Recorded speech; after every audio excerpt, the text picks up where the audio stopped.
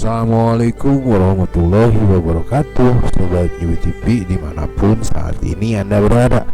Dalam kesempatan kali ini Nyubi TV akan membahas sebuah topik tentang ketuhanan, tentang Dia yang kepadanya lah semua kita akan berserah, yang kepadanya lah semua kita akan tunduk, hanya kepadanya lah kita akan memohon perlindungan.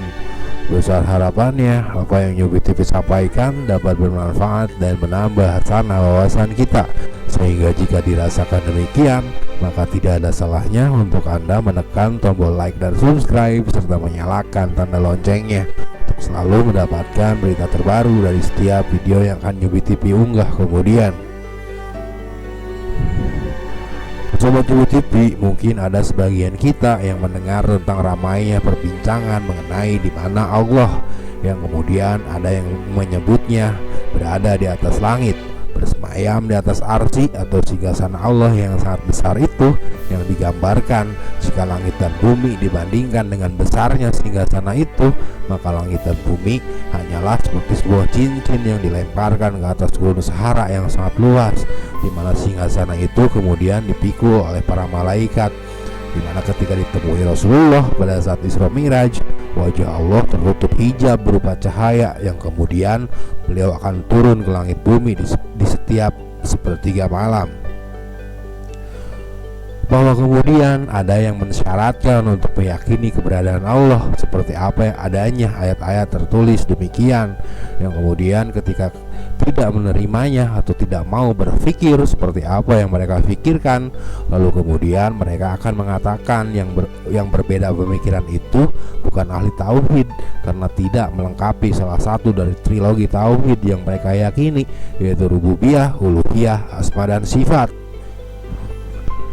Sobat Nyubi TV, bahwa benar ada ayat-ayat yang menyebut demikian, bahwa Allah bersemayam di atas arsy dan lain sebagainya. Tetapi pertanyaannya, benarkah Allah membutuhkan tempat untuk bersemayam? Benarkah Allah membutuhkan para malaikat untuk memikul tempatnya bersemayam? Benarkah Allah membutuhkan ruang untuk ditatap oleh Rasulullah, di mana wajah beliau kemudian ditutupi oleh hijab berupa cahaya? Benarkah Allah menempuh jarak untuk turun kemudian ke langit bumi di setiap sepertiga malam? Bukankah Allah berbeda dari makhluk? Bukankah Allah tidak bergantung kepada sesuatu, bahwa kepadanya lah justru bergantung segala sesuatu? Lalu bagaimana jadinya jika kita membayangkan Allah dengan tangan, wajah, duduk di atas singgasana atau turun ke langit bumi? Adakah kemudian kita akan membayangkan Allah sebagai sebuah bentuk yang berada di balik tirai berupa cahaya? Lalu bagaimana kita akan membayangkan menemui sebuah bentuk yang berada di atas sebuah singgasana yang besarnya seperti gurun Sahara di atas langit dan bumi, yang hanya sebesar sebuah cincin yang dilemparkan ke atasnya? Adakah mata kita akan bisa melihatnya? Berikut para malaikat yang memikul singgasana itu, yang seperti raksasa-raksasa super yang besarnya ribuan kali lebih besar dari langit bumi.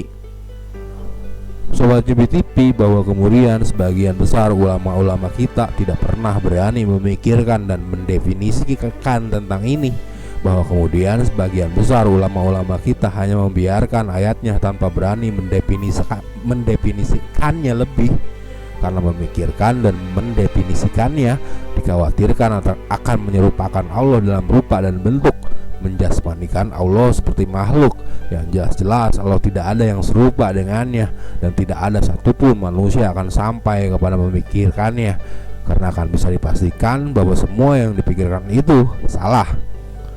Lalu terkait dengan topik dari video ini tentang bagaimana kita bisa bertemu bahkan bercengkrama dengan Tuhan kita yang maha besar, yang jauh lebih besar dari langit dan bumi, yang takkan mampu untuk dipandangi dengan mata ini, karena Dia yang tertutup dengan hijab berupa cahaya, yang bersemayam di atas arsy, yang kita bahkan tak akan pernah sanggup untuk menembusnya dengan akal dan pemikiran kita.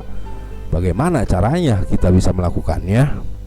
Adakah kemudian kita bisa menemui dan berjumpa dengannya melalui mata hati kita, berbicara dengannya melalui bahasa kalbu kita? Karena Dia yang maha mendengar dan maha melihat, karena Dia yang lebih dekat dari urat nadi kita sendiri. Wallahu a'lam bishawab. Terima kasih sudah menonton. Wassalamualaikum warahmatullahi wabarakatuh.